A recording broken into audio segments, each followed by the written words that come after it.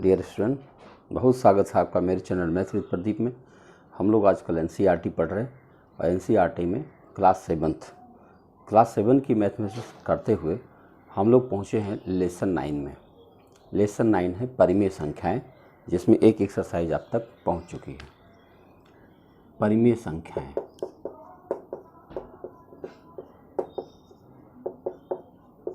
इनको rational number कहते हैं और रेशनल नंबर में जोड़ घटाना गुणा भाग कैसे किया जाता है, बस इस पर ये चैप्टर डिपेंड है। ये एक्सरसाइज सोचने वाली बात है कि पढ़ने का क्रम क्या होना चाहिए। जब संख्याएं आपको पता चल चुकी हैं तो संख्याओं का आपसी व्यवहार कैसे होता है, उस पर जो बेसिक कैलकुलेशन होती है वो कैसे होती है, ये शुरुआत करके बताया गया। देखिए, पहला क्वेश्चन है योग ज्ञात कीजिए। योग ज्ञात करना है तो इसमें फर्स्ट क्वेश्चन है 5/4 प्लस -11/4। अगर आप इसे जोड़ेंगे तो ब्रैकेट हटाएंगे और ब्रैकेट हटाएंगे तो प्लस और माइनस से मुकाबला होगा। प्लस और माइनस के मुकाबले में माइनस जीतता है तो आपके पास हो जाएगा 5/4 -11/4, ऐसे हो जाएगा। और 5 में से जब आप 11 घटाएंगे तो हो जाएगा -6/4 और -6/4 को आप क्या लिख सकते हैं 3/2, -3/2। ये आपका आंसर हो गया। सोचिए एक लाइन कैसा है कि उसी एक लाइन में सारे काम भी हो गए। अब बताना इसलिए ज़रूरी था कि कहीं ऐसा ना हो कि गलती से जोड़ दिया जाए। ऐसे ही कई सारे क्वेश्चंस हैं, आइए देखते हैं। दूसरा क्वेश्चन है 5/3 और 3/5। देखिए, इसका हर बराबर नहीं है। आप जानते हैं हर बराबर नहीं है तो लघुत्तम लेना होगा 15। अब 3 5 15, ये देखो 3 5 15, 5 5 25 और प्लस 5 3 15, 3 3 9, ये हो गया 34/15। 34/15 को जब आप सही बटा में करेंगे तो 15 दूना 30 और 4 34/15, ये आपका आंसर हो जाएगा। ठीक है, सिंपल जोड़ना है, कुछ नया नहीं है इसमें। तीसरा क्वेश्चन है -9/10 प्लस 22/15। अब इसको हल करना है तो क्या करेंगे, 10 और 15 का एलसीएम ले लीजिए। कितना हो गया 30।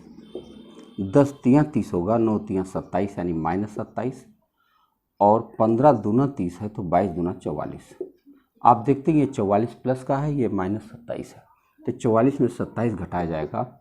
14 में से 7 घटाएंगे 7, 3 में से 2 घटाएंगे 1, 17/30, ये आपका आंसर हो जाएगा। तीसरा के बाद अब देखिए चौथा क्वेश्चन है इनका। चौथा क्वेश्चन है -3/-11 प्लस 5/9। आप जानते हैं जब दोनों तरफ ऊपर नीचे दोनों माइनस होगा तो कैंसिल हो जाएगा। अब ये पॉजिटिव हो गया। 11 और 9 का एलसीएम निकालेंगे तो 99 होगा।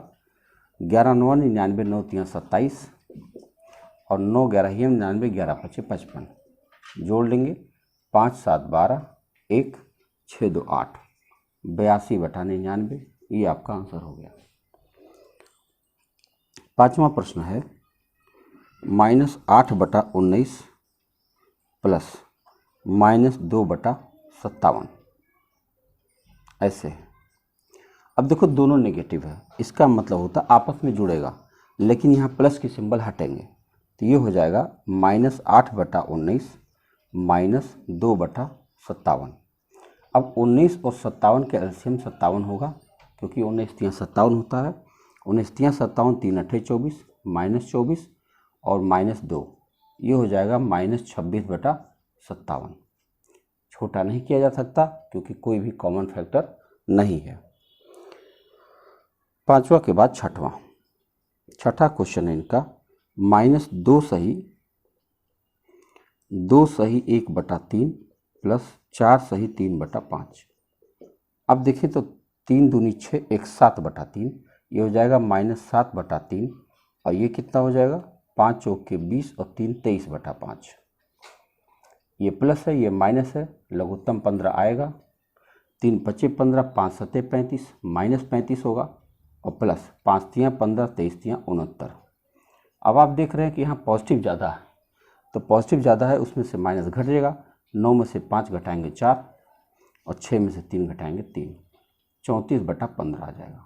आप इसको लिखना चाहें तो 15 दूनी 30 और 4 34/15 लिख सकते हैं। तो ये रहा पहला क्वेश्चन। आपने देखा बहुत आसानी से, केवल कैलकुलेशन था, आपने ज़रूर जोड़ा होगा और इसको खुद करके देखना ज़रूरी है ना।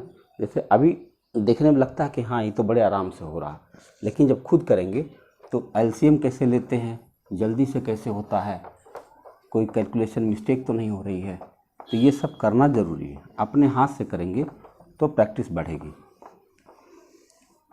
आइए देखते हैं नेक्स्ट क्वेश्चन क्या है। दूसरा है योग ज्ञात कीजिए। बस अब ज्ञात क्या करना है, जो सिंबल दिया जाए वही करना है। इसका पहला क्वेश्चन है 7/24 माइनस 17/36। बस अब 24-36 का एलसीएम क्या होगा, 72। क्या करते हैं, जो बड़ी संख्या होती है उसी का टेबल पढ़ते हैं। 36 दूना 72, 24 से कट गया, बस हो गया। अब 24 तियाँ 72 होता, 7 तियाँ 21 माइनस 36 दूना 72 होता, 17 दूनी 34। आप देख रहे हैं यहाँ निगेटिव ज़्यादा, तो इसका मतलब माइनस में आंसर आएगा। 4 में से 1 घटाओगे 3, 3 में से 2 घटाओगे 1, -13/72, ये आपका आंसर आ गया।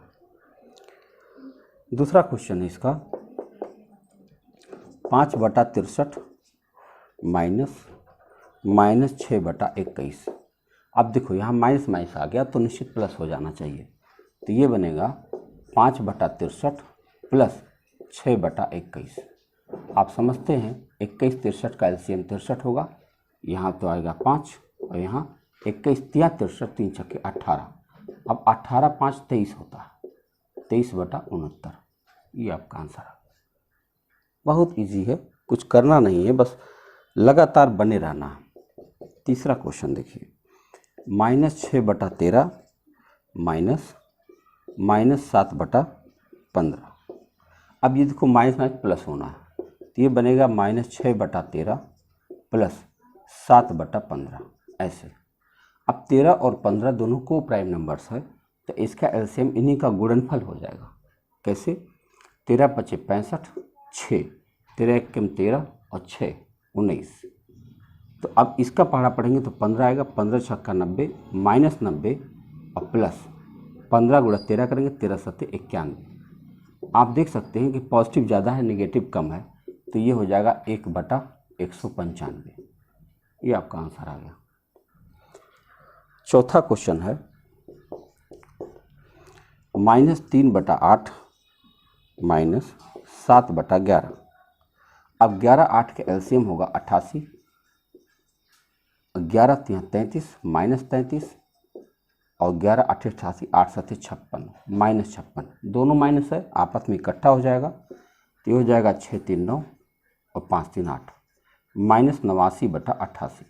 आप इसको 1 सही 1/88 लिख सकते हैं माइनस का, -1 सही 1/88, क्योंकि 88 एक बार चला जाएगा। चौथा के बाद पांचवा इसका क्वेश्चन है 3/11, नहीं हम लोग दूसरे में चले गए, हाँ पांचवा क्वेश्चन दूसरा है इनका। 3/11 कहाँ जा रहे हैं भाई, बदल जा रहा है क्वेश्चन बार बार। -2 सही 1/9 -6 ऐसे है। अब देखो -1/1 कर सकते हो आप, तो 9 दूनी 18 19/9, ये हो जाएगा 19/9 माइनस का, और फिर -6/1। एलसीएम तो 9 ही आना है, तो ये हो जाएगा -19 और फिर माइनस कितना हो जाएगा 9 छक्के 54। अब जोड़ेंगे क्योंकि दोनों नेगेटिव है, तो 9 4 13 1 6 1 7 -73/9। अब आप लिखेंगे तो 9 8 72 -72 1/9 -8 सही 1/9। तो आप देख सकते हैं कि कैलकुलेशन में कुछ है नहीं, वही प्रक्रिया फॉलो करनी है, लेकिन ज़रूर करनी है। इसलिए करनी है कि इसमें मिस्टेक बहुत होता है। हम लोग जितना इजी से समझते हैं उतना इजी होता नहीं।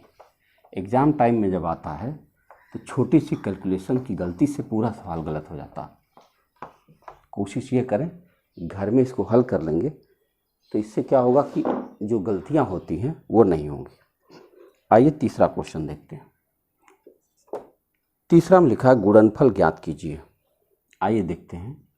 9/2 गुणा -7/4 सीधे गुणा होगा। अब ऊपर का ऊपर से नीचे का नीचे, अंश का अंश से गुणा होता है, हर का हर से गुणा होगा।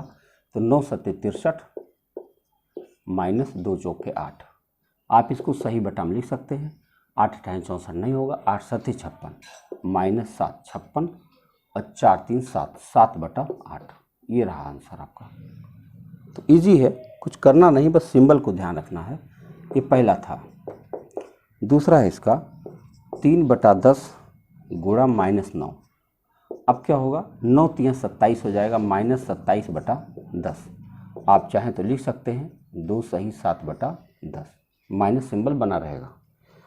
जरूरी है जैसा सिंबल लिखा रहे वो सिंबल आपको लगाना आवश्यक है। तीसरा क्वेश्चन है इसका -6/5 गुणा 9/11। कुछ कटने लायक नहीं है, तो आप सीधे 9 × 6 = 54 अपान 11 × 5 = 55, बस यही आपका आंसर बन गया। क्योंकि अंश छोटा है, पहाड़ा जाएगा नहीं, ऐसे इसी पर रुक जाएगा। आइए देखते हैं चौथा क्वेश्चन। चौथा में लिखा है 3/7 गुणा -2/5। कोई फर्क नहीं पड़ता, आपको ये ब्रैकेट अब हटा देंगे तो गुणा गुणा ही रहता है। गुणा में ध्यान रखिए, प्लस होता तब वो माइनस प्लस बनता है, गुणा में कोई फर्क नहीं पड़ता। तो 3/7 गुणा -2/5। तो देखिए कुछ कट नहीं रहा, 3 दूना 6 -6/7 × 5 = 35। ये रहा। अब ये रहा पांचवा प्रश्न आपका 3/11 गुणा 2/5। तो ये होगा 3 दूना 6 बटा 11 × 5 = 55। देखिए दोनों के आंसर यही आ रहे हैं, लेकिन सिंबल का फ़र्क है। यहाँ पे -6/35 है, यहाँ पर 6/6 -6/35 है। हाँ, ये 6/55 अलग सवाल है। तो तीसरा प्रश्न भी आपका खत्म होगा। आइए चौथा देखते हैं। केवल कैलकुलेशन है और यही इसकी लास्ट एक्सरसाइज है। उसके बाद हम लोग चैप्टर 10 में चलेंगे। लगाना बहुत जरूरी, अध्ययन आवश्यक। चलिए चौथा क्वेश्चन है इसका।